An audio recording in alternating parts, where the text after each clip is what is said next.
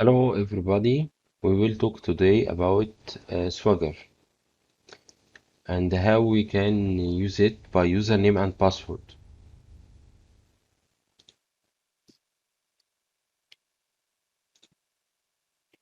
This source code which I made to talk about this issue. We talking about endpoints. You can see endpoints. We already take this or we are using the Dallas endpoints. Okay, so about Dallas endpoint. See this one. Okay. So this way you can control your API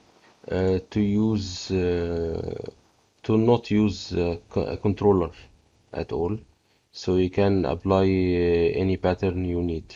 Okay, you can see here employee, have create, have list, then inside create have the other things like profile, result, command, assemble, assembler, list also, same, authenticate.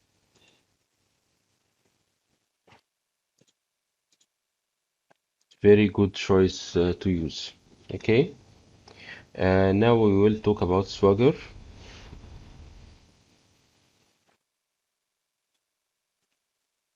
We can go to startup.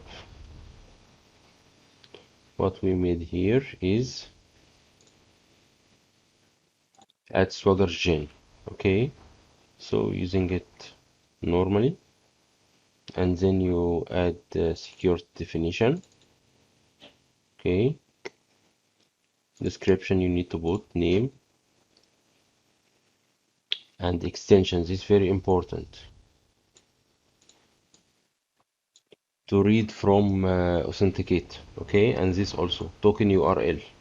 Token URL which mean when you click authenticate, when you insert your username and password and click authenticate, it will go to this link. Okay, Swagger API authenticate, which was here.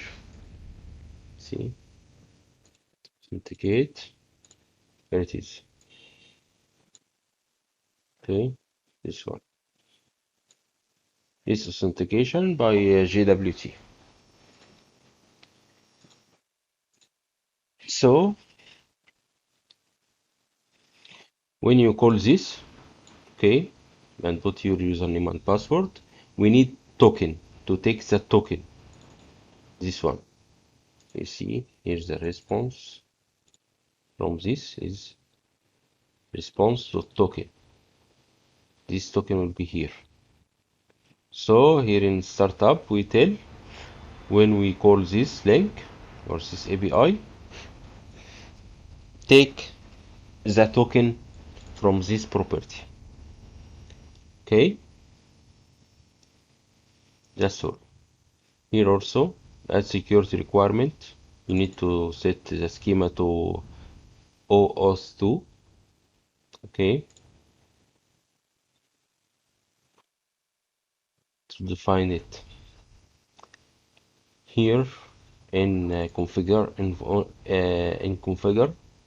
you need to use Swagger UI. So you set here this one, inject style sheet. What is inject style sheet? Let's take a look at the CSS. CSS here, this one. This to remove the client ID and client secret, because this you no need. You need only to put your username and password. That's it. Okay, let's try. We run it. Okay,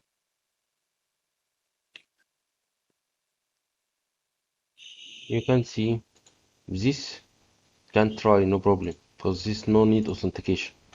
See, it's already give us the data, but this need authentication. So if we run here and then execute,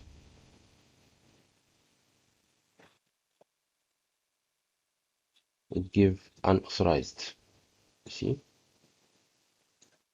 401 unauthorized. Why that happened?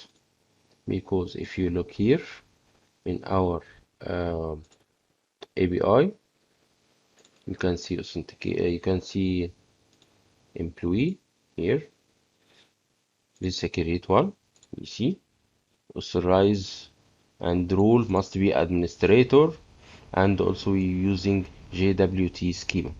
Okay, so it's required to be authorized and to be in role administrator. Here in the list, you know, no, not authorized. You can see no authorized here. Okay, no attribute for authorized. So let's try it. Now I will make authorize. Put the user. Okay, we inserted the username and password.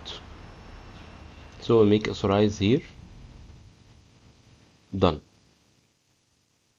Okay, now you are logged in. So if we make execute here, it give us the data and the insert. It's already create new employee with ID 4. You see, if you make like this, here, make full name, John,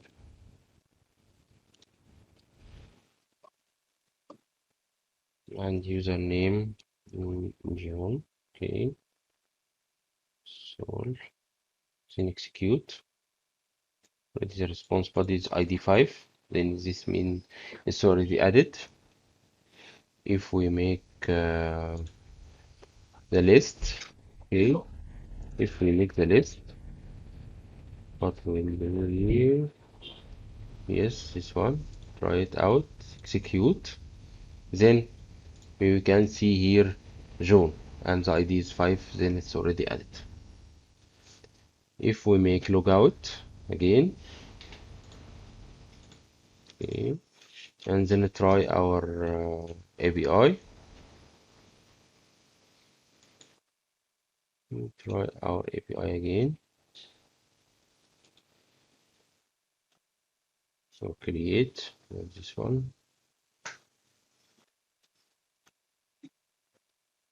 Try execute.